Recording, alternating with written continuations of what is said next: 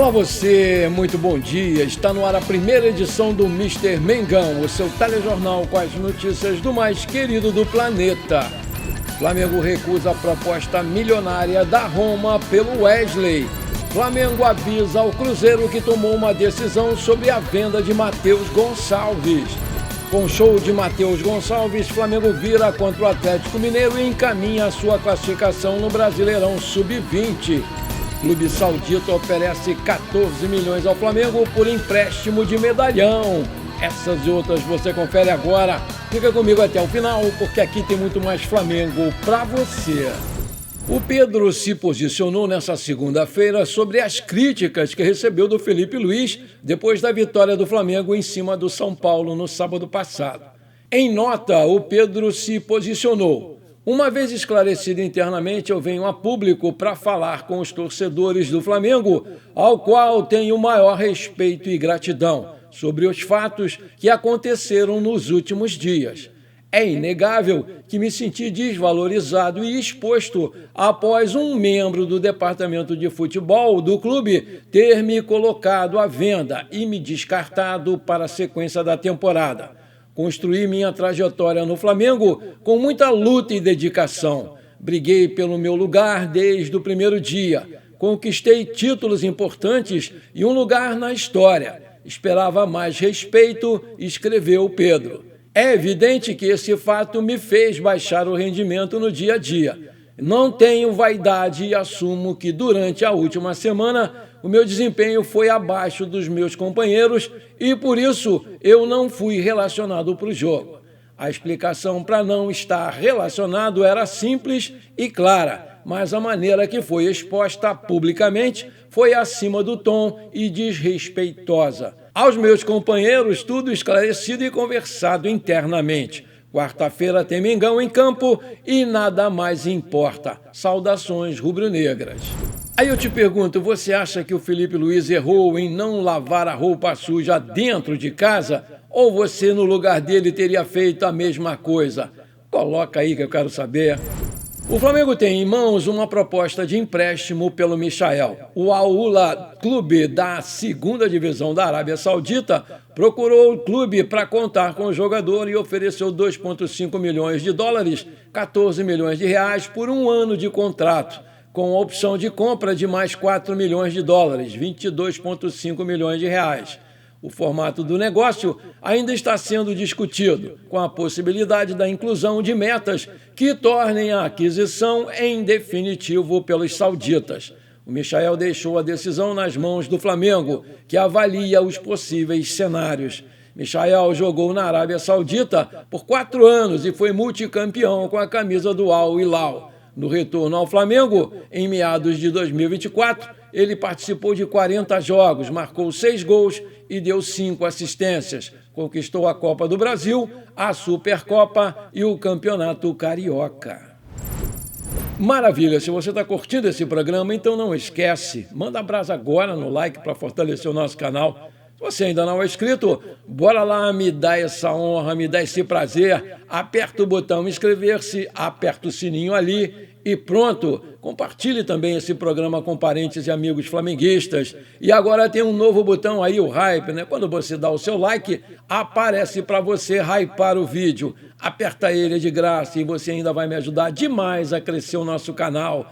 Valeu, muito obrigado! O Cruzeiro recebeu um comunicado do Flamengo nessa segunda-feira da desistência da venda do Matheus Gonçalves. A diretoria voltou atrás da decisão antes sinalizada. O clube mineiro tinha um princípio de acordo com o José Boto, mas conforme apurou a reportagem do GE, existia um entrave quanto ao pagamento, a forma de pagamento e também a pressão da torcida rubro-negra para não fazer esse negócio. O Matheus Gonçalves foi titular do Flamengo contra o Atlético Mineiro pelo Brasileiro da categoria ontem, aqui no Rio de Janeiro. Cruzeiro e Flamengo buscavam um acordo de como seria feito o pagamento dos 3,5 milhões de euros, pouco mais de 22 milhões de reais na cotação atual, por 50% dos direitos econômicos do jogador, se em parcelas ou se fosse pago à vista. A partida pelo Sub-20, o jogador se mostrou surpreso com a informação sobre a desistência da sua contratação quando estava sendo entrevistado pela repórter do Sport TV. E por falar em Sub-20, o Flamengo venceu ontem de virada o Atlético Mineiro por 4-2 com o show do Matheus Gonçalves e encaminhou a sua classificação à próxima fase do Campeonato Brasileiro Sub-20. Com 30 pontos, o rubro-negro pode terminar a rodada classificado, caso o América Mineiro não vença o Fortaleza. Já o Galo estacionou nos 14 pontos e, a depender dos demais resultados, pode terminar essa rodada rebaixado. O Flamengo e Atlético Mineiro entraram em campo com objetivos distintos, né? O Flamengo buscava a classificação antecipada, enquanto o Galo tentava sair da zona de rebaixamento. O Atlético Mineiro saiu na frente com Loubach, mas Guilherme empatou logo em seguida. Ainda no primeiro tempo da partida, o Matheus Gonçalves marcou um golaço e virou o jogo. No fim, Iago fechou o placar de cabeça após escanteio, garantindo a vitória e a tranquilidade ao time carioca. Mesmo com o placar confortável, o Flamengo voltou para o segundo tempo disposto a aumentar essa vantagem e não demorou muito para conseguir fazer isso. Logo aos 2 minutos, Matheus Gonçalves, sempre ele, cobrou uma falta com muita precisão na cabeça do Iago, que marcou o seu segundo gol no jogo. Em grande desvantagem, o Galo, o Atlético Mineiro, se lançou ao ataque e conseguiu até descontar com um golaço aí de falta do Davi Cauã. Mas após isso, foi o rubro-negro que conseguiu criar as melhores chances, parando todas as vezes nas mãos do bom goleiro Pedro Cobra, que impediu que o placar fosse mais elástico.